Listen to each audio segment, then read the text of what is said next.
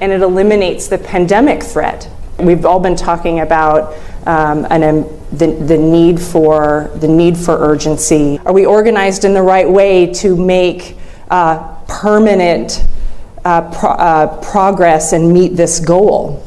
This problem, the scale of it, requires unprecedented collaboration. It requires a new model for global collaboration and dedicated leadership and an ecosystem that's willing to engage and support it. It seems to me what we're talking about, we've all been talking about, is a kind of two-track system where we do what we've been doing because we have no choice. We're not going to ditch that system right now, but we develop something more powerful and permanent, and that requires a different kind of entity. And I'm wondering who is going to run that entity, because I don't really think the government is probably the answer. You know, we've really been asking ourselves and our community sort of the really hard question is, are we organized in the right way to harness the new scientific insights and this passion? I think if there was a single focus entity in influenza, then that target and that timeline would be accelerated to bring the best science, bring together those interdisciplinary thoughts. I mean, we're in this room, we're probably vaccinologists, we're probably immunologists, we're probably working on some vaccine, made some vaccine at some point in our life, but we're not the chemical engineers or the other engineers or the anthropologists or others who bring critical insight and how you disrupt and deconstruct an age-old problem. And we've had these vaccines for 70 years. So this is an age-old construct that requires those creative chefs that come out of the kitchen and deconstruct the carrot cake and make it look like something different, but the best carrot cake you've ever eaten in your entire life. We need that for an influenza vaccine. In case we haven't figured this out already, this is really very complicated, not only from a scientific and public health standpoint, but from a perception standpoint. So it is a perception which is a misperception that it is not a serious disease. But as Casey said, hundreds of thousands of people die of it each year, and when you get a pandemic, millions and millions of people. So we really do have a problem of how the world perceives influenza, and it's going to be very difficult to change that unless you do it from within and say, I don't care what your perception is, we're going to address the problem in a disruptive way and in an iterative way, because you do need both. We need this moment of energy, this burst that complements everything that we've been doing for these years and collecting lots of information. This advocacy group that is single focused, that goes to Congress, goes around the world, says people are dying. The urgency, the time is now, and this group is focused on it. It is the advocacy group, that is the lobby group, it is whatever the group does, but it's got to get money from philanthropy, it's got to get money from government, it's got to not be distracted by these cycles and bureaucracy to get the job done. One of the other complicating issues with flu is that as the human species evolved, you developed an adaptive immune system, which means that if you get exposed to something and then later on you get exposed to the same or similar thing, your body will remember it and make a good immune response. That really helps you. It saves civilization. It's very good in the immune system. With influenza, there's a thing called imprinting. People refer to it somewhat inappropriately as original antigenic sin. And if you get exposed to an H1N1 when you're an infant, every time you see any influenza, be it H3N2 or H2N2, your body is going to make a response against that, but it's going to be very distracted and it's going to go back and make H1N1. When you do get a universal flu vaccine, you're going to want to give it to 6-month-old kids. You're going to want to give it to 6-month-old kids. Because a universal flu vaccine, even for me at my age, is not going to be universal. It's going to call up other things that I've been exposed to. We need, number one, this time to be different, and we also need to really organize ourselves in a way where there will be accountability for sustained action and not just response. In the long run, over time, amortized, if the 2009 pandemic had been much more deadly, would that have ended up being a better thing for humanity?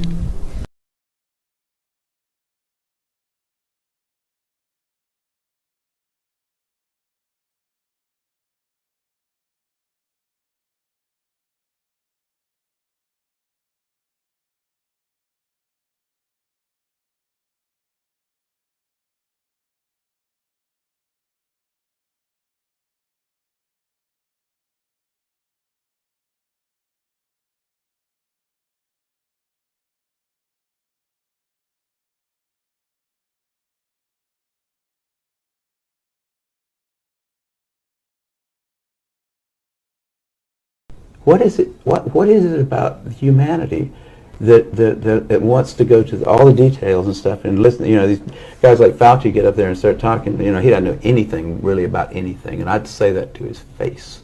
Nothing. The man thinks you can take a blood sample and stick it in an electron microscope, and if it's got a virus in there, you'll know it.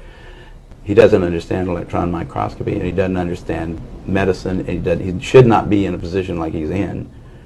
Most of those guys up there on the top are just total administrative people, and they don't know anything about what's going on the bottom.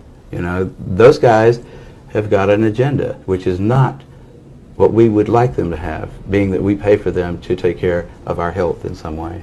They've got a personal kind of agenda. They make up their own rules as they go. They change them when they want to, and they smugly, like Tony Fauci, does not mind going on television in front of the people that pay his salary and lie directly into the camera. You can't expect the sheep to really respect the best and the brightest. They don't know the difference, really. I mean, I like humans. Don't get me wrong, but basically, the vast majority of them do not possess the ability to judge who is and who isn't a really good scientist. I mean, that's a problem. That's a main problem, actually, with science, I'd say, in this century, because science is being judged by people. Funding is being done by people who don't understand it. Okay, who do we trust? Fauci? Fauci doesn't know enough to, you know. If Fauci wants to get on television with somebody who knows a little bit about this stuff and debate him, he could easily do it, because he's been asked. I mean, I've had a lot of people, president of the University of South Carolina, ask Fauci if he'd come down there and debate me on the stage in front of the student body, because I wanted somebody who was from the other side to come down there and balance my, because I felt like, well, these guys can listen to me, but I need to have somebody else down here that's going to tell me the other side. But Fauci didn't want to do it.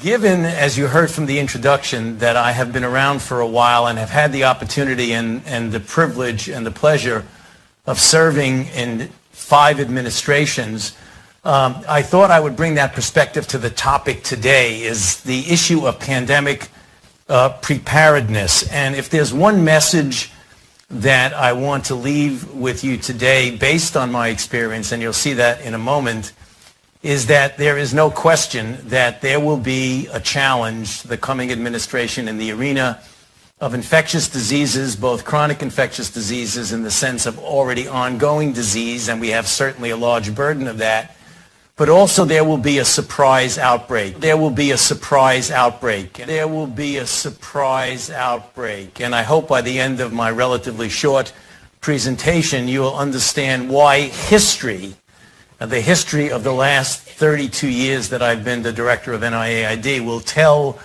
the next administration that there's no doubt in anyone's mind that they will be faced with the challenges that their predecessors were. Often, when you get into the real world, the effectiveness of vaccines falls short of the original efficacy. That is not at all the case with the vaccines for COVID-19. So now we have 2 vaccines that are really quite effective. The mRNA vaccine, highly effective, extraordinarily efficacious, 94 to 95% for mild to moderate disease, and virtually 100% efficacious, because the real world effectiveness is even more impressive than the results of the clinical trial.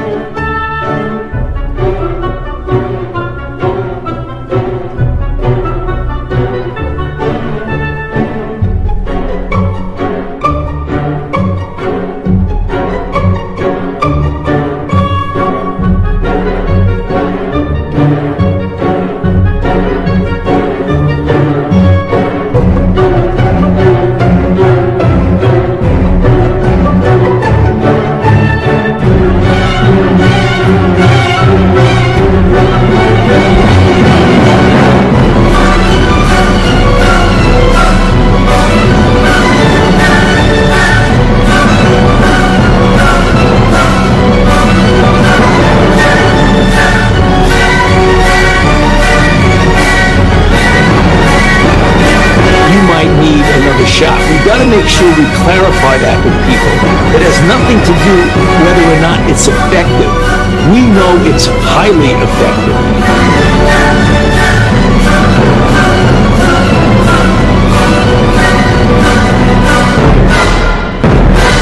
Highly effective.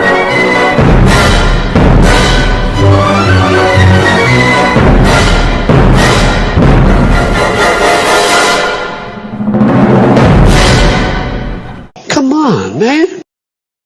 She's had the flu for 14 days. Should she get a flu shot? Well, no. If she got the flu for 14 days, she's as protected as anybody can be, because the best vaccination is to get infected yourself. And so she should not get it? If she really has the flu, she definitely doesn't need a flu vaccine.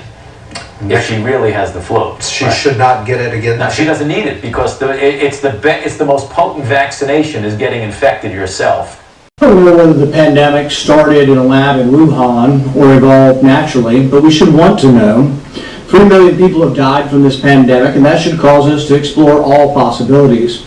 Instead, government authorities, self-interested in continuing gain-of-function research, say there's nothing to see here. Gain-of-function research, as you know, is juicing up naturally occurring animal viruses to infect humans.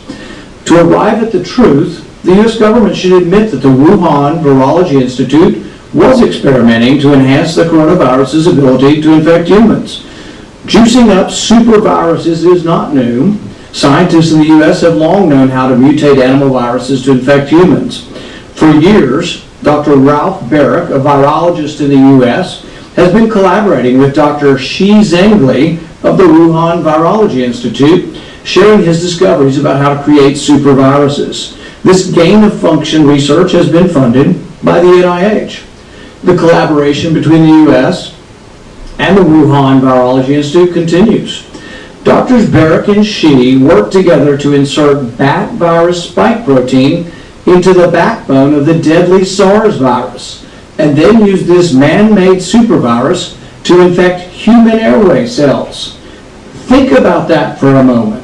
The SARS virus had a 15% mortality. We're fighting a pandemic that has about a 1% mortality. Can you imagine if a SARS virus that's been juiced up and had viral proteins added to it, to the spike protein, if that were released accidentally?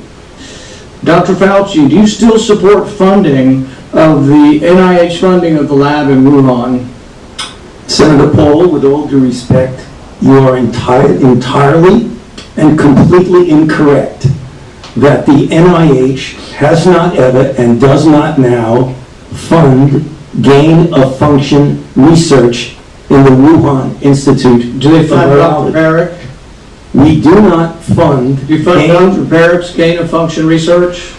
Dr. Barrick does not do gain-of-function research, and if it is, it's according to the guidelines, and it is being conducted in North Carolina. You don't think inserting a bat virus spike protein that he got from the Wuhan Institute into the SARS virus is gain of function? That is